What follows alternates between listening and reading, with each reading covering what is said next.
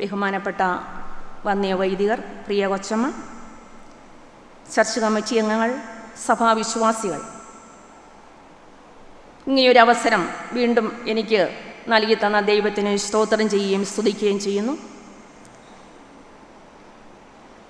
ഒരു പ്രാവശ്യവും കൂടെ കർത്താവിൻ്റെ എളിയ സാക്ഷിയായി നിൽപ്പാനായിട്ട് സഹായിച്ചോർത്തുകൊണ്ടും വീണ്ടും വീണ്ടും നന്ദി പറയുന്നു.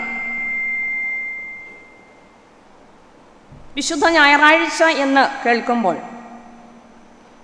നമ്മുടെ മനസ്സിലൊരു ചിന്തയുണ്ട്, വിശുദ്ധ ആരാധനയിലേക്ക് താല്പര്യപൂർവ്വം കടന്നു വരിക എന്നുള്ളത്. കഴിഞ്ഞ ദിവസങ്ങളിൽ ഞാൻ ഈ ഭാഗങ്ങളെക്കുറിച്ചൊക്കെ ചിന്തിച്ചപ്പോൾ എൻ്റെ മനസ്സിൽ വന്ന ഒരു പ്രധാനപ്പെട്ട ചിന്തയെന്ന് പറയുന്നത്, ഒരു വർഷത്തിൽ ഏകദേശം 52 ഞായറാഴ്ചകളുണ്ട്. 52 ഞായറാഴ്ചകളിലും നമുക്ക് ചിന്തിക്കുവാനായിട്ട് തന്നിരിക്കുന്ന വിഷയങ്ങൾ വെവ്വേറെയാണ്. എന്നാൽ ഇതെല്ലാം ഒന്നിനോട് ഒന്ന് ബന്ധപ്പെട്ടിരിക്കുന്നു എന്ന് മനസ്സിലാക്കുവാനായിട്ട് സാധിക്കുന്നു. ഈ ദൈവവചന ശുശ്രൂഷകൾ നമ്മുടെ ജീവിതത്തിന് അനുഗ്രഹം നൽകുന്നതാണ്, രൂപാന്തരപ്പെടുത്തുന്നതാണ് എന്ന് മനസ്സിലാക്കുവാനായിട്ട് കഴിയുന്നുണ്ട്. എന്നാൽ എല്ലാ ഞായറാഴ്ചകളിലും ആരാധനയിൽ സംബന്ധിക്കുകയും ദൈവവചനം കേൾക്കുകയും ദൈവവചനം ചിന്തിക്കുകയും ചെയ്യുമ്പോൾ മാത്രമാണ് നമുക്കത് അനുഭവമാകുന്നത് എന്ന് പറയുവാനായിട്ട് സാധിക്കും. ഇന്ന് നമ്മുടെ സഭയെ സംബന്ധിച്ചിടത്തോളം നമ്മൾ ചിന്തിക്കുവാനായിട്ട് തിരഞ്ഞെടുക്കുന്ന വിഷയം എന്ന് പറയുന്നത് സൃഷ്ടിയുടെ അഴിമതി എന്നതാണ്. സാധാരണ രീതിയിൽ 2-3 വർഷക്കാലമായിട്ട് ഇതുപോലുള്ള വിഷയങ്ങൾ കേൾക്കുന്നില്ല എന്നെനിക്ക് തോന്നുന്നു. എങ്കിലും നമുക്ക് ആധാരമായി വായിക്കുവാനായിട്ട് ആഗ്രഹിക്കുന്നതായ വേദഭാഗം ഇന്ന് മനോഹരമായി നമ്മൾ വായിച്ചു കേട്ടതായ 1-ാം പാഠം വിശുദ്ധ യെശയ്യാ പ്രവാചകന്റെ പുസ്തകം 5-ാമത്തെ അധ്യായം 7-ാമത്തെ വാക്യം ഇപ്രകാരം പറയുന്നു: അവൻ ന്യായത്തിനായി കാത്തിരുന്നു, ഇതാ അന്യായം; നീതിക്കായി നോക്കിയിരുന്നു, ഇതാ ഭീതി. വിശുദ്ധ യെശയ്യാ പ്രവാചകന്റെ പുസ്തകം 5-ാമത്തെ അധ്യായത്തെ അധികരിച്ചുകൊണ്ട് ഏതാനും ചിന്തകൾ നമുക്ക് ഒരുമിച്ച് പങ്കിടാമെന്ന് വിചാരിക്കുകയാണ് ചെയ്യുന്നത്. ആ ചിന്തകൾ നമ്മുടെ ക്രിസ്തീയ ജീവിതത്തിന് ഏറ്റവും അനുഗ്രഹമായി തീരട്ടെ എന്ന് ഞാൻ ആശംസിക്കുകയും പ്രാർത്ഥിക്കുകയും ചെയ്യുന്നു. ദൈവവചന കേൾവിയിലൂടെ നമ്മളെ ശക്തിപ്പെടുത്തുവാനും ദൈവവചന കേൾവിയിലൂടെ നമ്മളെ ബലപ്പെടുത്തുവാനും ദൈവവചന കേൾവിയിലൂടെ അഭിഷേകങ്ങൾ പ്രാപിക്കുവാനുമായിട്ടുള്ളതായ ഒരു സാഹചര്യമാണ് ആരാധന മധ്യേ നമുക്ക് ലഭ്യമാകുന്നത്. അത് പലപ്പോഴും നമ്മുടെ ശാരീരികമായിട്ടുള്ള ബുദ്ധിമുട്ടുകൾ മുഖാന്തരം, ശാരീരികമായിട്ടുള്ള ഭാരങ്ങൾ മുഖാന്തരം ചിലപ്പോൾ അതിന് നമുക്ക് കഴിയാതെ വരുന്നു. എങ്കിലും കിട്ടുന്നതായ സമയങ്ങളിലെല്ലാം ദൈവവചനവുമായിട്ടൊരു അഭേദ്യമായിട്ടുള്ള ബന്ധമുണ്ട് എങ്കിൽ തീർച്ചയായിട്ടും ദൈവം തമ്പുരാൻ നമ്മെ അനുഗ്രഹിക്കാതെ വിടുകയില്ല. അപ്പോൾ ഇവിടെ ഞാൻ ആമുഖമായി പറഞ്ഞതായ വിഷയം എന്ന് പറയുന്നത് സൃഷ്ടിയുടെ അഴിമതിയാണ്. നമ്മൾ ഉൽപ്പത്തി പുസ്തകം നമ്മൾ വായിക്കുമ്പോൾ ദൈവം തമ്പുരാൻ ഏറ്റവും മനോഹരമായിട്ട് 6 ദിവസം കൊണ്ട് തൻ്റെ സൃഷ്ടിയെല്ലാം പൂർത്തിയാക്കി മനോഹരമായിട്ടുള്ള ഒരു തോട്ടമുണ്ടാക്കി ആ തോട്ടത്തിൽ മനുഷ്യനെയും മറ്റു മൃഗജാലങ്ങളെയെല്ലാം താമസിപ്പിച്ചു. എന്നാൽ ഉൽപ്പത്തി പുസ്തകം മുതൽ നമ്മൾ വായിച്ചു വരുമ്പോൾ നമ്മൾ മനസ്സിലാക്കുന്ന കാര്യങ്ങൾ അതെല്ലാം നമ്മുടെ ജീവിത രീതിയിൽ നിന്ന്, നമ്മുടെ സാഹചര്യങ്ങളിൽ നിന്നും ഇതെല്ലാം വ്യതിചലിച്ചു പോയി എന്ന് മനസ്സിലാക്കുവാനായിട്ട് സാധിക്കുന്നുണ്ട്. എന്നാൽ ഇവിടെ ഒരാഴമായിട്ടുള്ളതായ ഒരു ശക്തമായ വേടാണ് നമുക്ക് തന്നിരിക്കുന്നത്, അഴിമതി എന്ന് പറയുമ്പോൾ. ഈ വാക്ക് കേൾക്കുമ്പോൾ തന്നെ ഇവിടെ ഇരിക്കുന്ന എല്ലാവർക്കും പല രീതിയിലുള്ളതായ കാര്യങ്ങളെക്കുറിച്ച് നിങ്ങളുടെ മുൻപിൽ അല്ലെങ്കിൽ നിങ്ങളുടെ മനസ്സിൽ ചിന്തകളുണ്ടായി എന്ന് എനിക്കറിയാം. ഭരണപര തലങ്ങളിലെല്ലാം അതുപോലുള്ള അഴിമതികളൊക്കെ നടക്കുന്നുണ്ട്. എന്നാൽ ഇവിടെ യെശയ്യാ പ്രവാചകൻ പറയുന്നത്, ഇവിടെ 5-ാമത്തെ അധ്യായം പറയുന്നത് തൻ്റെ പ്രിയന് മനോഹരമായിട്ടുള്ള ഒരു തോട്ടം ഒരു കുന്നിൻ മുകളിൽ ഉണ്ടായിരുന്നു. അവിടെ ഒരു നല്ല മുന്തിരിത്തോട്ടമാണ് ഉണ്ടായിരുന്നത്. ആ മുന്തിരിത്തോട്ടം ഏറ്റവും മനോഹരമായി പണിതു. വായിച്ചത് അല്ലെങ്കിൽ 5-ാമത്തെ അധ്യായം വായിക്കുമ്പോൾ വളരെ വിശദമായി നമുക്ക് മനസ്സിലാക്കുവാനായിട്ട് സാധിക്കുന്നുണ്ട്. അപ്പോൾ ഈ മുന്തിരിത്തോട്ടത്തിന് എന്തെല്ലാം ആവശ്യമായിട്ടുള്ള കാര്യങ്ങളുണ്ടോ, അതിന് നല്ല മതിലുകളുണ്ടായിരുന്നു, അതിൽ നല്ല വിത്തുകൾ അല്ലെങ്കിൽ നടുവലിയായിട്ട് നല്ല വള്ളികൾ നട്ടു. ആവശ്യമായിട്ടുള്ള എല്ലാ സാഹചര്യങ്ങളും ആ ഉടമസ്ഥൻ ആ മുന്തിരിത്തോട്ടത്തിന് നൽകി. എന്നാൽ അവിടെ കായ്ച്ചതായ മുന്തിരിവള്ളിയാണ്, അല്ലെങ്കിൽ മുന്തിരിങ്ങയാണ് നമ്മുടെ ഏറ്റവും പ്രധാനപ്പെട്ട വിഷയം എന്ന് പറയുന്നത്. മുന്തിരി നമ്മളെല്ലാവരും ആഗ്രഹിക്കുന്ന ഒന്നാണ്, താല്പര്യമുള്ളതാണ്, അല്ലെങ്കിൽ നല്ല മധുരമുള്ളതാണ്. എന്നാൽ ഇവിടെ ഇത്രയും കാര്യങ്ങളൊക്കെ ചെയ്തിട്ടും ഒരു മുന്തിരിത്തോട്ടത്തിന് ആവശ്യമായിട്ടുള്ള എല്ലാ കാര്യങ്ങളും, മുന്തിരിത്തോട്ടം വളരെ മനോഹരമായിരുന്നു. അവിടെ ഉണ്ടായിരുന്ന കല്ലുകളെല്ലാം മാറ്റി അതിനെ നല്ല മതിൽ കെട്ടി അതിനൊരു നല്ലൊരു ഗോപുരം പണിതു. അതും പോരാഞ്ഞിട്ട് മനോഹരമായിട്ടുള്ള മുന്തിരിങ്ങ കായ്ക്കുമെന്ന് ചിന്തിച്ചുകൊണ്ട് ഉടമസ്ഥൻ ഒരു മുന്തിരി ആട്ടുന്നതിന് വേണ്ടി ഒരു ചക്കും അവിടെ കുഴിച്ചിട്ടു. ഈ കാര്യങ്ങളെല്ലാം ചെയ്തു കഴിഞ്ഞപ്പോഴും, അല്ലെങ്കിൽ ഫലമെടുക്കേണ്ടതായ സമയത്ത് കൈപ്പേറിയ മുന്തിരിവള്ളിയുടെ അനുഭവമാണ് അദ്ദേഹത്തിന് നേരിടേണ്ടി വന്നത്. അപ്പോൾ എവിടെയോ ഒരു ആഴമായിട്ടുള്ളതായ വ്യതിചലനം സംഭവിച്ചിട്ടുണ്ട് എന്ന് നമുക്ക് മനസ്സിലാക്കുവാനായിട്ട് സാധിക്കുന്നു. എവിടെയോ തൻ്റെ പ്രവർത്തനത്തിൽ എവിടെയോ ഒരു ആഴമായിട്ടുള്ളതായ അഴിമതി സംഭവിച്ചിട്ടുണ്ട് എന്ന് നമുക്ക് മനസ്സിലാക്കുവാനായിട്ട് സാധിക്കുന്നു. സാധാരണ രീതിയിൽ നമ്മൾ അഴിമതി എന്നൊക്കെ പറയുമ്പോൾ ഏതെങ്കിലും, അല്ലെങ്കിൽ ഒരു സ്ഥാപനമോ അതുപോലെ തന്നെ ഒരു വ്യക്തിയോ അവരുടെ അവിശ്വസ്തയോടുകൂടി നേട്ടങ്ങൾ കൈവരിക്കുവാനായിട്ട് ശ്രമിക്കുന്നുണ്ട് എങ്കിൽ നമുക്കതിനെ അഴിമതി എന്നൊക്കെ നമുക്ക് പറയുവാനായിട്ട് സാധിക്കും.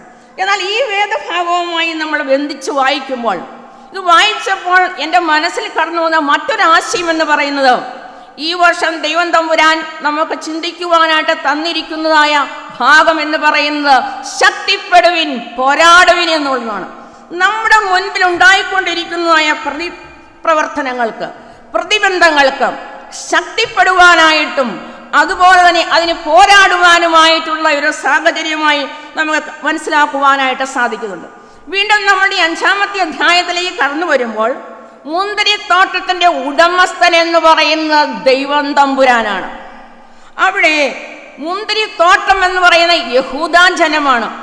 നമ്മുടെ ഇസ്രായേലിൻ്റെ ചരിത്രം മുഴുവനും വായിക്കുമ്പോൾ ഏതെല്ലാം രീതിയിലുള്ളതായ സാഹചര്യങ്ങൾ, നന്മകൾ ദൈവം തമ്പുരാൻ തങ്ങളുടെ മക്കൾക്ക് നൽകി കൊടുക്കുമ്പോഴൊക്കെയും എന്താണ്, അതിലൊന്നും വ്യതിചലിച്ചു പോയി ദൈവത്തെ മലിനപ്പെടുത്തുന്നതായ, അല്ലെങ്കിൽ ദൈവത്തിൻ്റെ സ്നേഹത്തിൽ നിന്ന് മാറിപ്പോകുന്നതായ ഒരു ജനസമൂഹത്തെ നമുക്ക് കാണുവാനായിട്ട് സാധിക്കുന്നുണ്ട്. അതുകൊണ്ട് അഴിമതി എന്ന് പറയുമ്പോൾ, വേദപുസ്തകപരമായി നാം ചിന്തിക്കുമ്പോൾ പ്രതീക്ഷയ്ക്ക് വിപരീതമായി സംഭവിക്കുന്ന ഒന്നാണ്.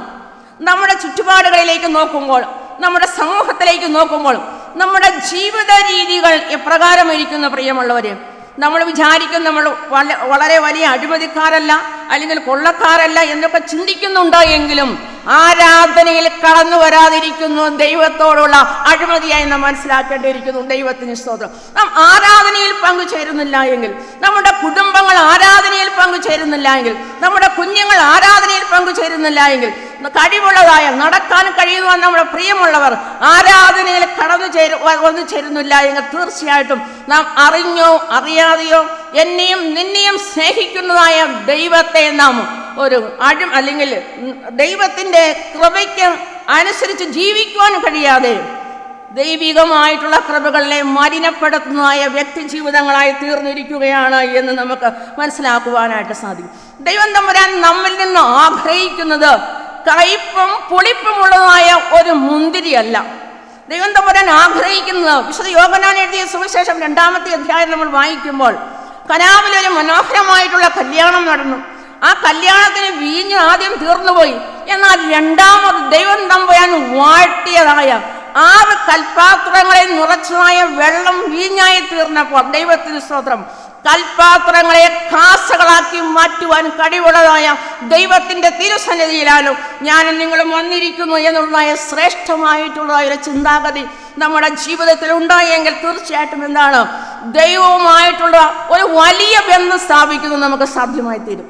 പലപ്പോഴും ഞാൻ ചിന്തിക്കുന്ന ഒരു കാര്യമുണ്ട്, നമുക്ക് ജോലിയുള്ളവർ ജോലിക്ക് പോകും, എന്നാൽ വിശ്രമ ജീവിതം നയിക്കുന്നവരും ശാരീരികമായി വലിയ ബുദ്ധിമുട്ടുകളൊന്നും ഇല്ലാത്തവരും ഭവനങ്ങളിൽ വെറുതെ ഇരിക്കുമ്പോൾ തീർച്ചയായിട്ടും എന്താണ്, അതും ദൈവത്തിൻ്റെ ചിന്താഗതികളെ, ദൈവത്തിൻ്റെ പ്രവർത്തനങ്ങളെ മലിനപ്പെടുത്തുന്നതായ വ്യക്തി ജീവിതങ്ങളായി നമ്മൾ മാറിക്കൊണ്ടിരിക്കുകയാണ് പ്രിയമുള്ളവർ. എന്നാൽ കർത്താവ് ആഗ്രഹിക്കുന്ന ഒരു പ്രധാനപ്പെട്ട കാര്യമുണ്ട്.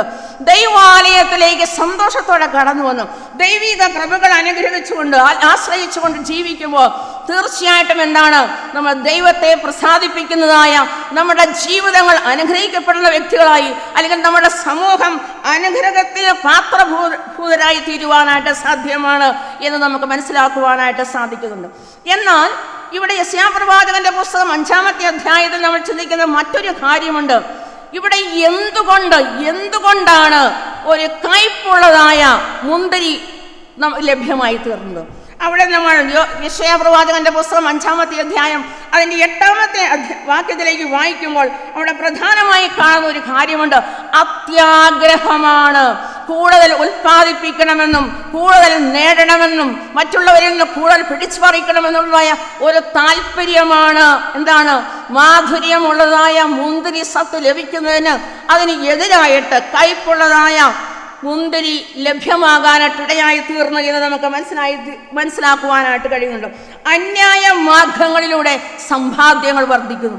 അവിടെ യെശയ്യാപ്രവാചകന്റെ പുസ്തകം 5-ാമത്തെ അധ്യായം 8-ാമത്തെ വാക്യം ഒന്ന് വായിക്കുമ്പോൾ നമ്മളെന്താണ്, ധാരാളം നമുക്ക് ഭവനങ്ങൾ ഉണ്ടായിട്ടും മറ്റുള്ളവരിൽ നിന്നെല്ലാം തിരിച്ചു വാങ്ങിക്കുന്നതായ ഒരു ജീവിത രീതി ഇവിടെ കാണുവാനായിട്ട് സാധിക്കുന്നു.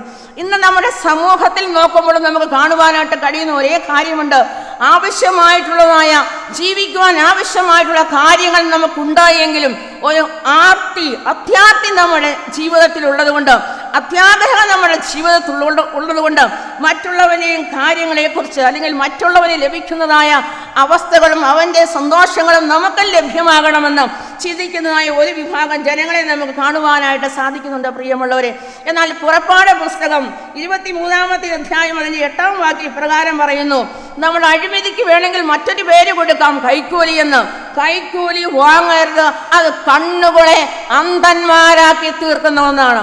നാം ആവർത്തന പുസ്തകം വായിക്കുമ്പോൾ മറ്റൊരു വാക്യം നമുക്ക് കാണുന്നതിന് സാധിക്കുന്നു, സമ്മാനം നമുക്ക് വാങ്ങുവാനായിട്ട് സാധ്യമല്ല.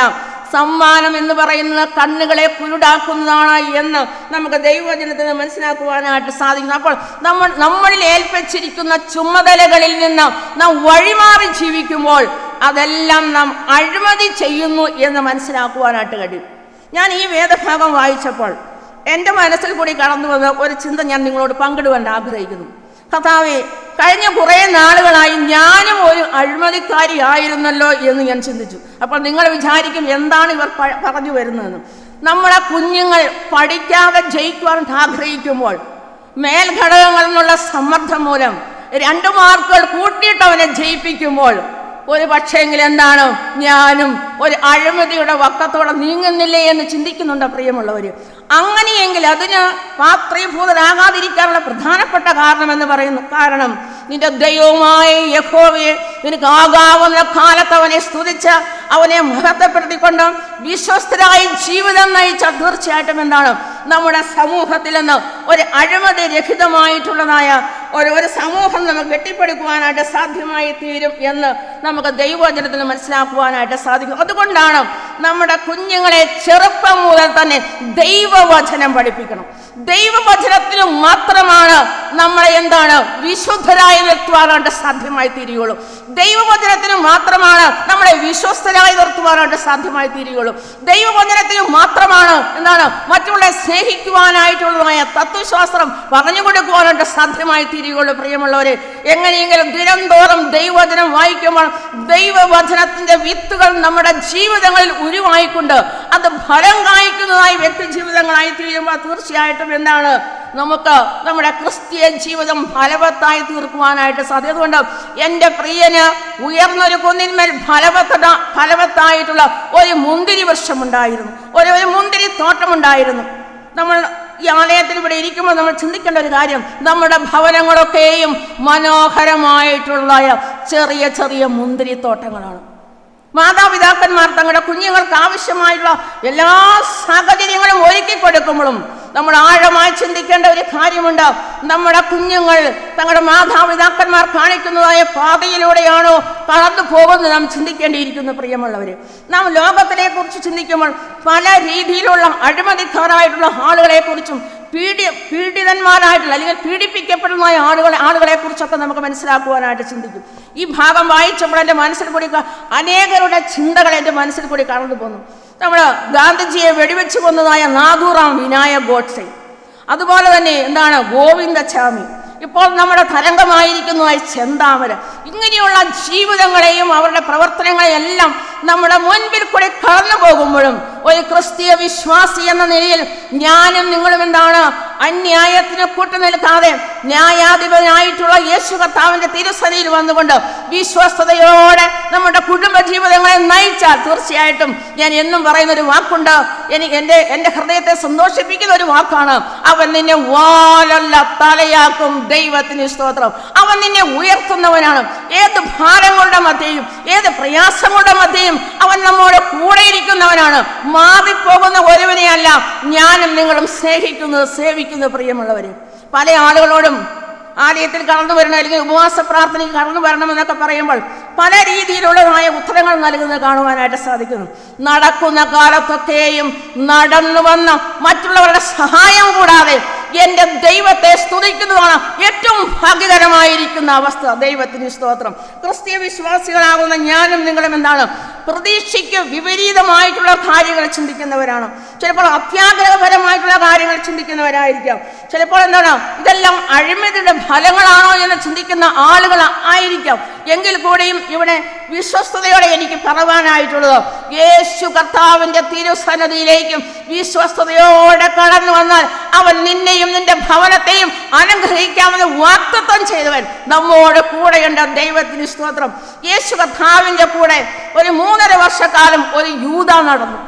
യേശു കർത്താവ് ചെയ്ത അത്ഭുതങ്ങൾ കണ്ടവൻ, യേശു കർത്താവിൽ നിന്ന് അപ്പവും മീനും വയറും നിറച്ചു കഴിച്ചവനെങ്കിലും അവസാനത്തിൽ തൻ്റെ ഗുരുവിനെ 30 വെള്ളിക്കാശിന് ഒറ്റിക്കൊടുത്തുകൊണ്ട് അവൻ വലിയൊരു ചതിയനായി വലിയൊരു അഴിമതിക്കാരനായി മാറിയില്ലേ പ്രിയമുള്ള? ഒരിക്കലും ദൈവം തമ്പുരാൻ ആഗ്രഹിക്കുന്നത് അതുപോലെയുള്ളതായ ഒരു ക്രിസ്തീയ ജീവിതമല്ല. ഞാനും നിങ്ങളും വാസ്തവമായി യേശു ക്രിസ്തുവിനെ രുചിച്ചറിഞ്ഞുകൊണ്ട് ജീവിച്ചാൽ നമ്മളെ കണ്ടുകൊണ്ട് തന്നെ അനേകം ദൈവസന്നിധിയിലേക്ക് കടന്നു വരുവാനിടയാകും. ദൈവത്തിന് സ്തോത്രം. നാം പ്രകൃതിയെ മലിനപ്പെടുത്തുന്ന ആളുകളല്ല. പ്രകൃതിയെക്കുറിച്ച് ചിന്തിക്കുമ്പോൾ മറ്റ് അനേക കാര്യങ്ങളെക്കുറിച്ച് ചിന്തിക്കാറുണ്ട്. പാരിസ്ഥിതികമായിട്ടുള്ള മലിനീകരണങ്ങൾ നടക്കുന്നുണ്ട്. പല രീതിയിലുള്ള മലിനീകരണ സാധ്യതകൾ, വയൽ നികത്തലുകളുണ്ട്, പാറമടകളുണ്ട്.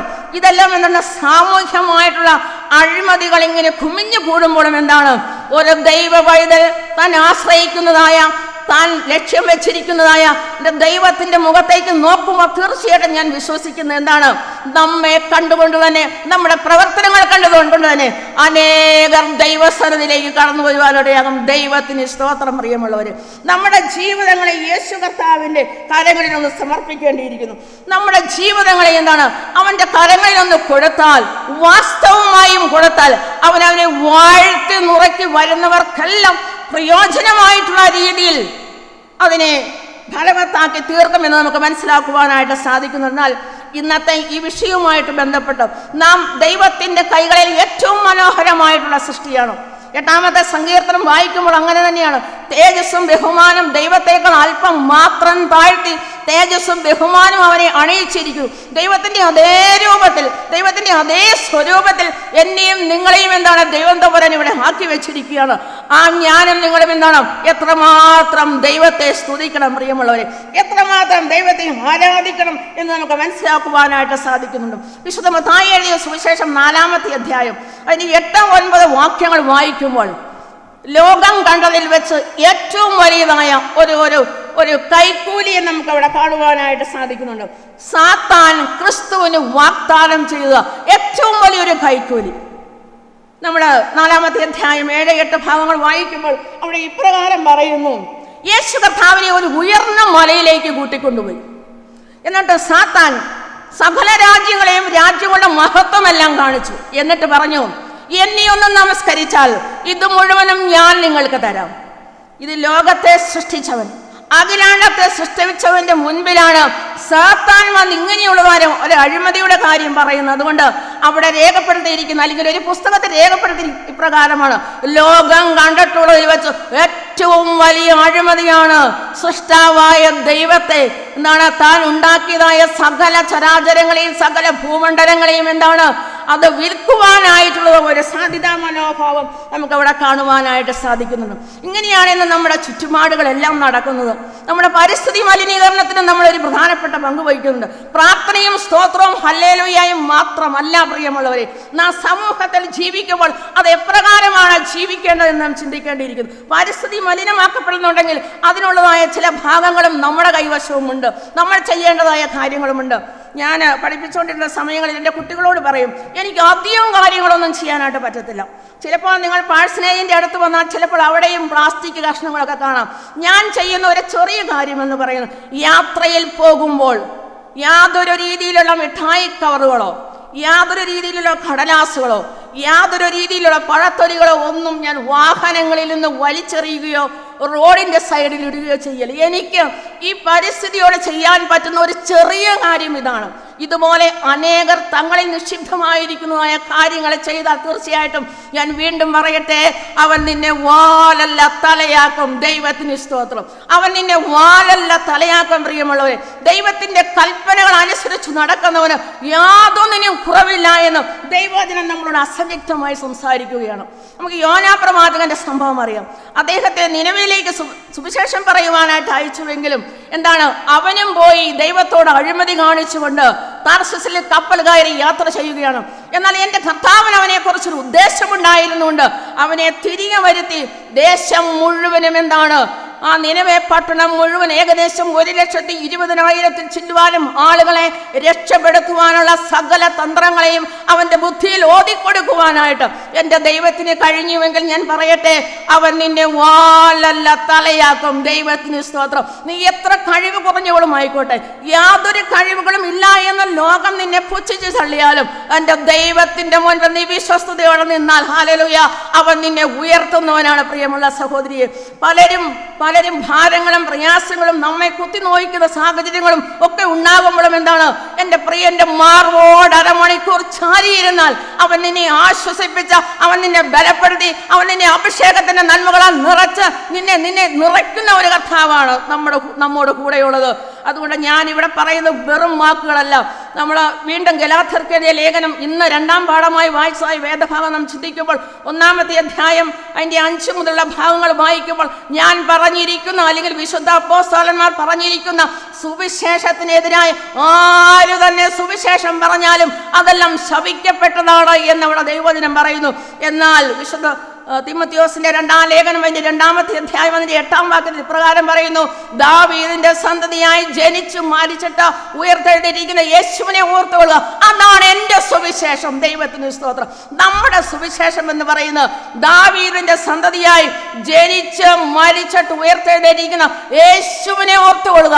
അതിനെതിരായി യാതൊരു സുവിശേഷവും ഇല്ല എന്ന് ദൈവവചനത്തിൽ നമുക്ക് മനസ്സിലാക്കുവാനായിട്ട് സാധിക്കുന്നുണ്ട്. പ്രിയമുള്ളവരെ, ഇവിടെ യെശയ്യാ പ്രവാചകന്റെ പുസ്തകം 5-ാമത്തെ അധ്യായത്തിൽ നേരിട്ട സംഭവം എന്ന് പറയുന്നത് നടുതല വള്ളി നടന്ന സമയത്ത് അതിൽ ഏതു രീതിയിലുള്ളതായ വ്യതിചലനം സംഭവിച്ചു.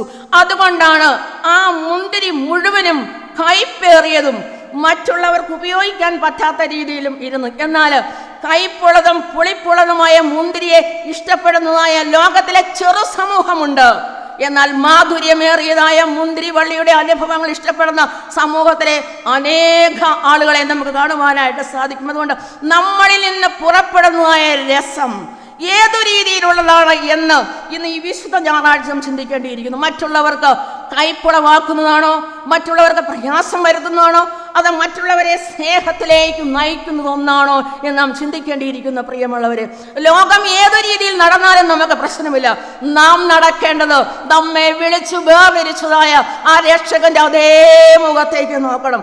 അപ്പം കർത്താവിന്റെ മുഖത്തൊന്നും മാറ്റം അല്ലെങ്കിൽ നോട്ടമൊന്ന് മാറിയാൽ നമ്മുടെ ജീവിതങ്ങളിലും മാറ്റം സംഭവിക്കുമെന്ന് ദൈവവചനത്തിൽ അനേക ഉദാഹരണങ്ങൾ നമുക്ക് പറയുവാനായിട്ട് കഴിയും. അതിലേക്ക് ഞാൻ കടന്നു പറയാൻ ആഗ്രഹിക്കുന്നില്ല. ഞാൻ ഇപ്രകാരം ഒരു സംഭവ ചരിത്രം വായിച്ചു. അത് ഇതിനു മുൻപ് പറഞ്ഞിട്ടുള്ളത് കൊണ്ട് അതിൻ്റെ 1-2 സെന്റൻസുകൾ മാത്രമാണ് പറയുന്നത്. ഹോൾമൻ ഹണ്ട് എന്ന് പറയുന്നതായ ഒരു ചിത്രകാരൻ മനോഹരമായിട്ടുള്ള ഒരു ചിത്രം വരച്ചു. ചിത്രത്തിൻ്റെ പേര് ലോകത്തിൻ്റെ വെളിച്ചം എന്നാണ്. വർഷങ്ങൾക്ക് ശേഷം ആ ചിത്രം കാലഹരണപ്പെട്ടുപോയി. അത് നന്നാക്കുവാനായിട്ട് മറ്റൊരു ചിത്രകാരനെ കണ്ടുപിടിച്ചു. അപ്പോൾ അദ്ദേഹം ആ ചിത്രമെല്ലാം ഒന്ന് മനോഹരമായിട്ട് കേടുപോക്കുവാനായിട്ട് ശ്രമിച്ച അവസരത്തിൽ അതിൻ്റെ താഴ്ഭാഗത്തൊരു വാക്ക് എഴുതിയിരുന്നു. അതെല്ലാം തുടച്ച് വൃത്തിയായപ്പോൾ ആ വാക്ക് ഇപ്രകാരമായിരുന്നു എഴുതിയിരുന്നു: Lord pass me not, Lord pass me not. ഞാൻ ഏത് അവസ്ഥയിലിരുന്നാലും, ഏത് ഭാരത്തിലിരുന്നാലും, ഏത് പ്രശ്നങ്ങളുടെ മധ്യയിരുന്നാലും, കർത്താവേ നീ എന്നെ വിട്ടു പോകരുതേ എന്ന് ആത്മാർത്ഥമായി നാം പ്രാർത്ഥിക്കുവാണെങ്കിൽ തീർച്ചയായിട്ടും അവിടെ നിന്നുകൊണ്ട് നമ്മുടെ പ്രശ്നങ്ങൾക്ക് പരിഹാരം കാണുന്നതായ ഒരു കർത്താവിനെ നമുക്ക് കാണുവാനായിട്ട് കഴിയും. ദൈവത്തിന് സ്തോത്രം. ഈ ചിന്ത ആ വേർഡ് എനിക്ക് വളരെയധികം ഇഷ്ടപ്പെട്ട ഒരു വാക്കാണ്. Lord pass me not. ഞാൻ ഏത് അവസ്ഥയിൽ ഇരുന്നോട്ടെ, ഞാൻ ഏത് ഭാരങ്ങളുടെ മധ്യ ഇരുന്നോട്ടെ, ഞാൻ ആരിലെല്ലാം വേർപെട്ടിരുന്നോട്ടെ, ഞാൻ ജീവിതത്തിൽ ഒറ്റപ്പെട്ടിരുന്നോട്ടെ, പക്ഷേ നീയുണ്ടെങ്കിൽ എനിക്കത് വലിയ ധനമാണ്. ദൈവത്തിന് സ്തോത്രം. എൻ്റെ കർത്താവ് ഉണ്ടായെങ്കിൽ അതെനിക്ക് വലിയ ധനമാണ് എന്ന് പറയുവാനായിട്ട് കഴിയണം. പ്രിയമുള്ളവർ, അങ്ങനെയെങ്കിൽ മാത്രമാണ് നമ്മുടെ വരും തലമുറകൾ ശക്തിപ്പെടുകയുള്ളൂ. കഴിഞ്ഞ ദിവസം പ്രയർ മീറ്റിങ്ങിനെ സംബന്ധിച്ചപ്പോൾ അവിടെ ഒരു ചെറുപ്പക്കാരനായിട്ടുള്ള അല്ലെങ്കിൽ ഒരു 15 വയസ്സോളം പ്രായമുള്ളതായ ഒരു കുഞ്ഞിനെ കണ്ടു. എനിക്ക് വളരെയധികം ഉള്ളത്തിൽ സന്തോഷം തോന്നി. കാരണം എന്താണ്? അവനെ പോലെയുള്ളവർ, ഹല്ലേലൂയ, അവനെ പോലെയുള്ളതായ കുഞ്ഞുങ്ങൾ, അവനെ പോലെയുള്ളതായ നമ്മുടെ ചെറുപ്പക്കാർ നമ്മുടെ സഭയുടെ ഭാവി വാഗ്ദാനങ്ങളായി കടന്നു വരുമ്പോൾ പ്രിയമുള്ളവരെ, നാം ചിന്തിക്കണം, വർഷങ്ങൾ കഴിഞ്ഞാലും വർഷങ്ങൾ ചെന്നാലും നമ്മുടെ സഭ വേരോടെ നിലനിൽക്കും. ദൈവത്തിന് സ്തോത്രം. കാരണം എന്താണ്? ക്രിസ്തുവാം പാറമേലാണെന്ന് അടിസ്ഥാനമിട്ടിരിക്കുന്നു. നമ്മുടെ ജീവിതം എന്ന് പറയുന്നത് ഈ ലോകത്ത് കാണുന്ന ഒന്നുകൊണ്ടും മാറ്റപ്പെടുന്ന ഒന്നല്ല.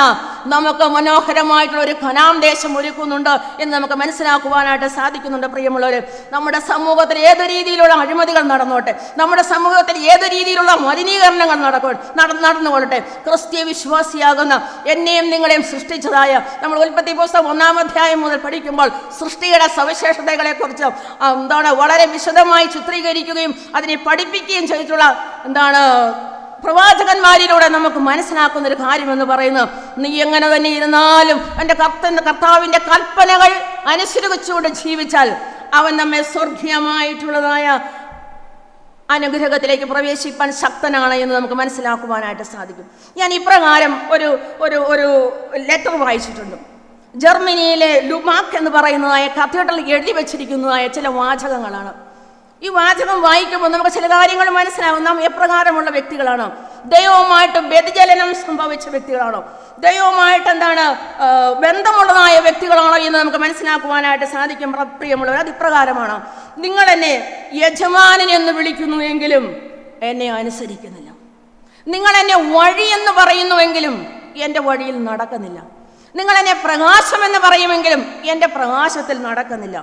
നിങ്ങൾ എന്നെ അനാഥിയായവനെന്ന് പറയുമെങ്കിലും എന്നെ നിങ്ങൾ അംഗീകരിക്കുന്നില്ല.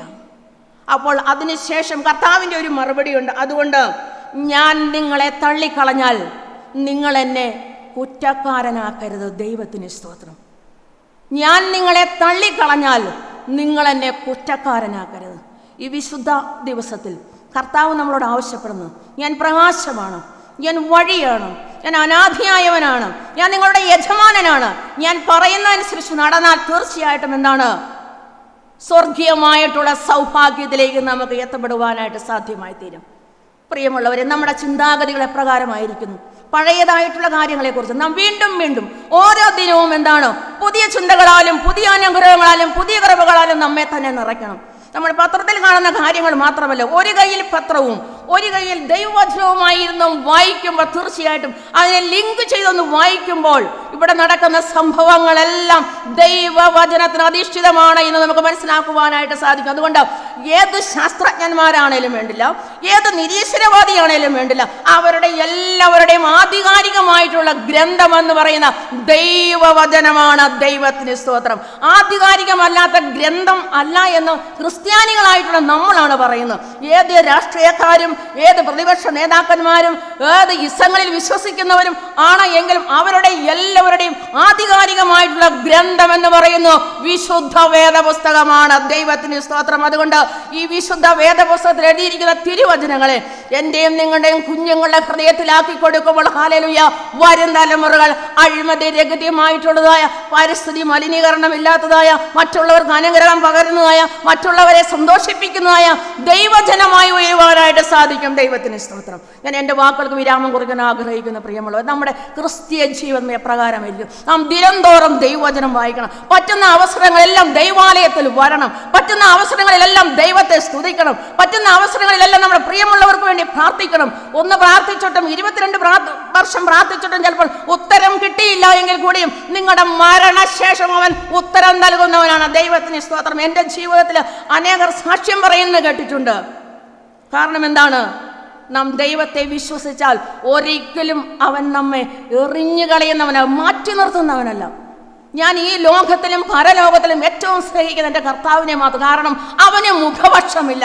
നമ്മുടെ പ്രിയപ്പെട്ടവർക്ക് മുഖപക്ഷമുണ്ട്, നമ്മുടെ കുഞ്ഞുങ്ങൾക്ക് മുഖപക്ഷമുണ്ട്, നമ്മുടെ ഭർത്താവിന് ചിലപ്പോൾ മുഖപക്ഷം കണ്ടേക്കാം, നമ്മുടെ ഭാര്യയ്ക്ക് ചിലപ്പോൾ മുഖപക്ഷം കണ്ടേക്കാം. എന്നാൽ മുഖപക്ഷമില്ലാതെ എന്നെയും നിന്നെ സ്നേഹിക്കുന്ന ഒരുവൻ മാത്രമേ ഉള്ളൂ. അവൻ്റെ പേരാണ് യേശു ക്രിസ്തു. ദൈവത്തിന് സ്തോത്രം. അതുകൊണ്ട് ഈ സ്നേഹത്തിലേക്കാണ് ഞാൻ നിങ്ങളെ വിളിക്കുന്നത്. ഈ സ്നേഹത്തിലേക്കാണ് ഇവിടെ കടന്നു വരിക്കുന്നത്. എല്ലാവരെയും ഞാൻ ആഹ്വാനം ചെയ്യുന്ന പ്രിയമുള്ളവരെ, നമ്മൾ ഈ സ്നേഹത്തിൽ വസിച്ചു എൻ്റെ കർത്താവിന് വേണ്ടി അഹോരാത്രം പണിയെടുക്കുവാനായിട്ട് നമ്മെ തന്നെ സമർപ്പിക്കാം. അതുകൊണ്ട് ഈ കൃപയിലേക്ക് വരുവാനായിട്ട്, ഈ സ്നേഹത്തിലേക്ക് വരുവാനായിട്ട്, ഈ അഭിഷേകത്തിന്റെ നന്മകൾ അനുഭവിക്കാനായിട്ട് എല്ലാവരെയും ദൈവം അനുഗ്രഹിക്കട്ടെ എന്ന് ആശംസിക്കുകയും പ്രാർത്ഥിക്കുകയും ചെയ്യുന്നു. കണ്ണുകൾ അടച്ച് നമുക്കൊരു നിമിഷം പ്രാർത്ഥിക്കാം. കണ്ണുകൾ അടച്ച് നമുക്കൊരു നിമിഷം പ്രാർത്ഥിക്കാം. മഹാപരിശുദ്ധനും കൃപാസമ്പന്നനുമായിരിക്കുന്ന വാഴ്ത്തപ്പെട്ട ഞങ്ങളുടെ സ്വർഗീയ നല്ല കർത്താവേ, ഈ വിശുദ്ധ ദിവസത്തിൽ അല്പസമയം അങ്ങയുടെ തിരുസന്നിധി ഇരിപ്പാനായിട്ട് ഞങ്ങൾക്ക് സഹായിച്ചല്ലോ കർത്താവേ. ഞങ്ങളെ അവിടുന്ന് മെനയണമേ കർത്താവേ, ഞങ്ങളെ അവിടുന്ന് പണിയണമേ കർത്താവേ, ഞങ്ങളെ അവിടുന്ന് ഉടയ്ക്കണമേ കർത്താവേ. അങ്ങയുടെ സ്നേഹത്താൽ ഞങ്ങളെ എല്ലാവരെയും അനുഗ്രഹിക്കണമെന്ന് ഞങ്ങൾ ഈ സമയത്ത് പ്രാർത്ഥിക്കുന്നു. ഇന്ന് ആരാധനയിൽ കടന്നു വന്നിട്ടുള്ള ചെറിയവരെയും വലിയവരെയും ഞങ്ങളുടെ യുവജനങ്ങളെയും ഞങ്ങൾ കർത്താവിൻ്റെ കരങ്ങളിൽ സമർപ്പിച്ചുകൊണ്ട് ഞങ്ങൾ പ്രാർത്ഥിക്കുകയാണ് കർത്താവേ. ഞങ്ങൾ സമൂഹത്തിൽ ഏതു മേഖലയിൽ പ്രവർത്തിച്ചാലും ഞങ്ങൾ അങ്ങയെ സ്നേഹിക്കുന്നവരായി തീരുവാനായിട്ട് ഞങ്ങളെ സഹായിക്കണം എന്ന് ഞങ്ങൾ പ്രാർത്ഥിക്കുകയാണ്. അങ്ങയുടെ വചനത്താൽ ഞങ്ങളെ നിറയ്ക്കണം, ഞങ്ങളെ ശക്തീകരിക്കണം കർത്താവേ. അങ്ങല്ലാതെ ഞങ്ങൾക്കൊരു മറ്റു അനുഗ്രഹവുമില്ല.